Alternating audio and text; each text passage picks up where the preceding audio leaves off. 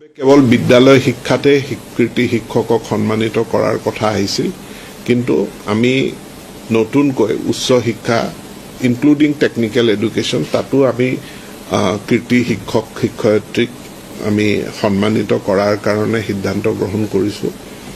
ইয়াতে এইবাৰ আমাৰ নতুনকৈ সংযোজিত হৈছে কিছু বিদ্যালয়ক অনুষ্ঠান হিচাপে ইনষ্টিটিউশ্যন হিচাপে সন্মানিত কৰাৰ কাৰণে আমি ব্যৱস্থা গ্ৰহণ কৰিছোঁ।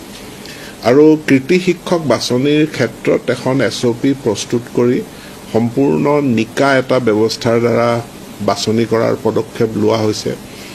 ইয়াৰ কাৰণে শিক্ষকসকলে যাতে নিজে আবেদন কৰিব পাৰে তাৰ কাৰণে এটা পৰ্টেলো নিৰ্মাণ কৰি দিয়া হৈছে। কাৰো ৰিকমেণ্ডেশ্যনৰ প্ৰয়োজন নাই, শিক্ষকে আবেদন কৰিব পাৰে আৰু ইয়াত নিৰ্দিষ্টভাৱে মাৰ্কিং তেওঁলোকৰ নম্বৰৰ ব্যৱস্থা আছে।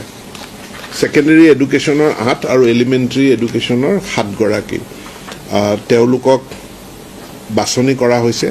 সৰ্বমুঠ আমি 427খন নমিনেশ্যন পাইছিলোঁ আৰু 27খন নমিনেশ্যনৰ সেকেন্ডাৰীত আছিলে 238, এলিমেণ্টাৰীত 189। এই গোটেইখিনি ইভালুৱেশ্যন কৰাৰ পাছত 15 গৰাকী শিক্ষক শিক্ষয়িত্ৰীক বাছনি কৰা হৈছে কৃতি শিক্ষক বঁটাৰ কাৰণে, টিচাৰ এৱাৰ্ডৰ কাৰণে, যিটো অহা 5 তাৰিখে আমি তেজপুৰ বিশ্ববিদ্যালয়ত বিষ্ণু কলাগুৰু বিষ্ণুপ্ৰসাদ ৰাভা অডিটৰিয়ামত আমি প্ৰদান কৰিম।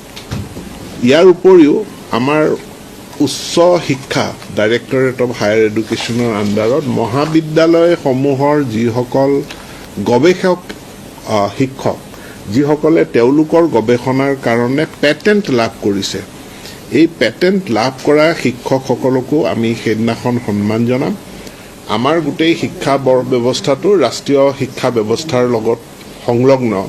আমি শিক্ষাবৰ্ষ সলনি কৰিলোঁ, কিন্তু যদি দিল্লীয়ে নকৰে, কৰ্ণাটকে যদি নকৰে, তেনেহ'লে তেওঁলোকৰ লগত আমি চিনক্ৰনাইজ কৰিব নোৱাৰিম।